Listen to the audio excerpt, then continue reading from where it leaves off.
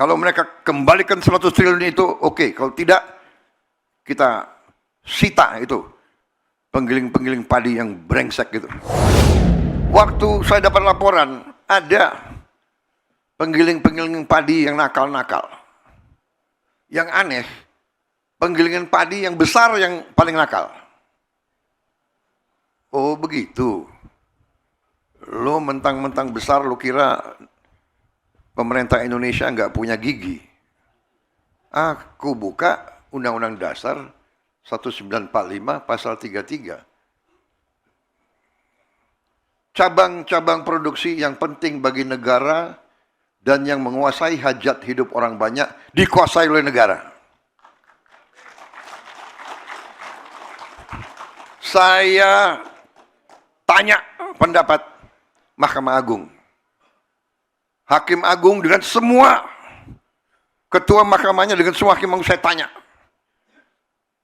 Undang-Undang Dasar 1945, apakah ini sumber hukum tertinggi di Indonesia?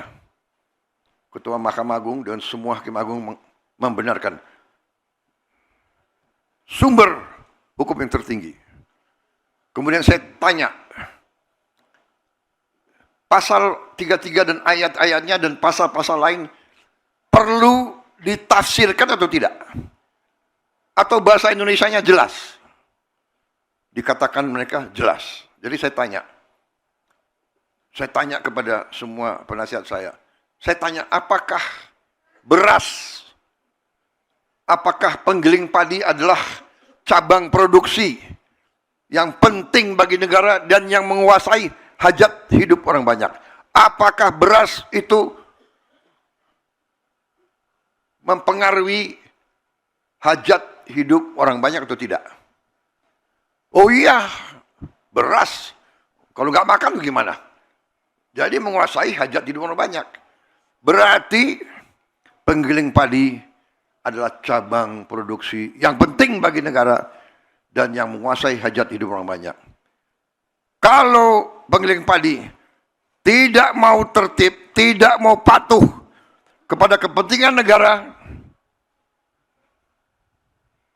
ya saya gunakan sumber hukum ini, saya katakan saya akan sita penggiling-penggiling padi itu. Saya akan sita dan akan saya serahkan kepada koperasi untuk dijalankan. Dan saya tidak salah, saya benar, karena mereka mencari keuntungan yang luar biasa. Saya dapat laporan satu penggilingan padi untung tiap panen 2 triliun per bulan. 2 triliun per bulan. Sudah kita terpikirkan, begitu saya keluarkan niat ini, harga langsung naik lagi. Mereka langsung beli 6.500. Oke, berhasil.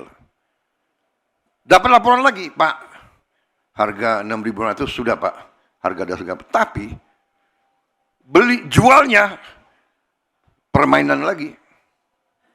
Beras biasa dibungkus, dikasih stempel beras premium, dijual Rp5.000 di atas harga eceran tertinggi. Saudara-saudara, ini kan penipuan. Ini adalah pidana. Saya minta Jaksa Agung sama Kapolri usut dan tindak. Ini pidana. Dan saya dapat laporan kerugian yang dialami oleh ekonomi Indonesia, kerugian oleh bangsa Indonesia, kerugian oleh rakyat Indonesia adalah 100 triliun tiap tahun. Menteri Keuangan, kita setengah mati cari uang. Setengah mati. Pajak inilah, biaya cukai inilah dan sebagainya. Ini 100 triliun kita rugi tiap tahun. Dinikmati oleh hanya 4-5 kelompok usaha. Saudara-saudara, ini saya sampaikan di acara yang penting ini. karena di sini banyak bupati, banyak gubernur yang hadir, ribuan kepala desa. Saya anggap ini adalah pengkhianatan kepada bangsa dan rakyat. Ini adalah upaya untuk membuat Indonesia terus lemah, terus miskin. Saya tidak terima.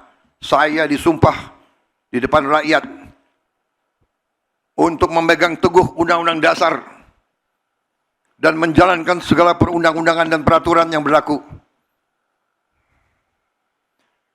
Saya perintahkan Kapolri dan Jaksa Agung, usut, tindak.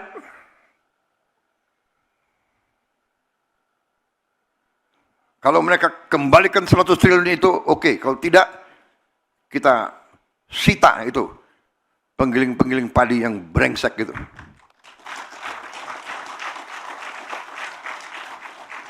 Jelajahi cara baru mendapatkan informasi. Download Metro TV Extend sekarang.